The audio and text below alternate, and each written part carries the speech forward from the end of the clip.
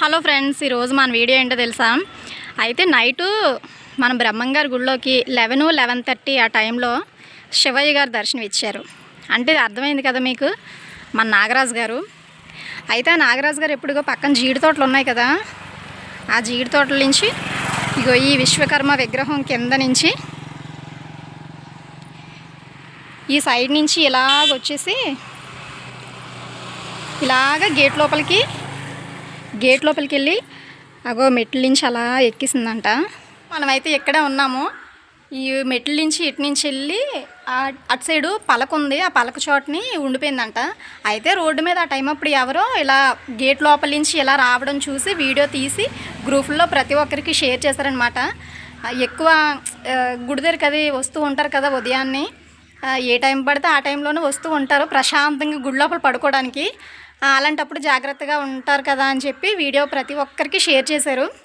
నాకు చూసినప్పుడు చాలా భయం వేసింది, వెంటనే వీడియో తీయాలనిపించింది. నేను స్క్రీన్ మీద యాడ్ చేస్తాను నాగరాజు గారు ఎలా వెళ్తున్నారో. ఈ టైంలో ఎవరు ఉంటారులే వీడియోలు తీయడానికి, కామ్గా లోపల పోదాం అనేసుకుంది. ఈ మెట్ల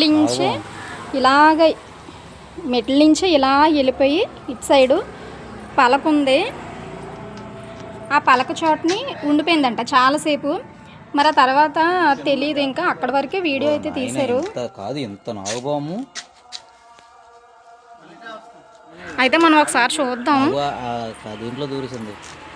ఇదిగో ఆ పలక షాట్ను దోకున్నట్టు రాత్రి. మరి ఎప్పుడు ఈ బ్రహ్మంగారు గుడిలోకి వస్తారు నాగరాజు గారు, ఎదురుగా ఆయన గుడి ఉంది, అక్కడికి ఎందుకు వెళ్ళరు? ఇంతకుముందు ఒకసారి గుడిలో స్వాములు పడుకుంటే ఒక స్వామి తలగాడి కింద పడుకుందట. వెళ్ళి తలగాడేమో మరి. ఏదైతేనే రాత్రి మాత్రం ఇక్కడి నుంచి రిటర్న్ వెళ్ళిందేమో, మనం చూద్దాం. నాకైతే నిజంగా చాలా భయంగా ఉంది. ఎప్పటికప్పుడు క్లీన్ చేస్తూ ఉంటారు, అయినా కూడా మరి ఇటు సైడు తోటలు, జీడి తోటలు ఇవన్నీ కదా, ఇలాగా ఈ గోడ నుంచి లేదంటే బయట గేట్ ఉంది కదా, గేట్ లోపల నుంచి అలా వచ్చేస్తూ ఉంటాయి అన్నమాట. మన సంఘ సభ్యులందరూ ఎక్కడే ఉన్నారో చూడండి. వీళ్ళకే తెలియాలి మరి ఎటు వెళ్ళాడో నాగరాజు గారు. ఇటు వెళ్ళినా మళ్ళీ ఎక్కడికే కదా రావాల్సిందే. అయితే మనం ఎక్కడే కూర్చున్నాము, అదే ప్లేస్ నుంచి వెళ్ళిపోతుంది అనమాట. చాలా చక్కగా వెళ్తున్నారే నాగరాజు గారు. మన వీడియో అయితే పూర్తి అయిపోయింది. నాగరాజు గారు ఎక్కడ దాకా ఉన్నారో తెలియదు కానీ మొత్తానికి సేఫ్ అయిపోయారు.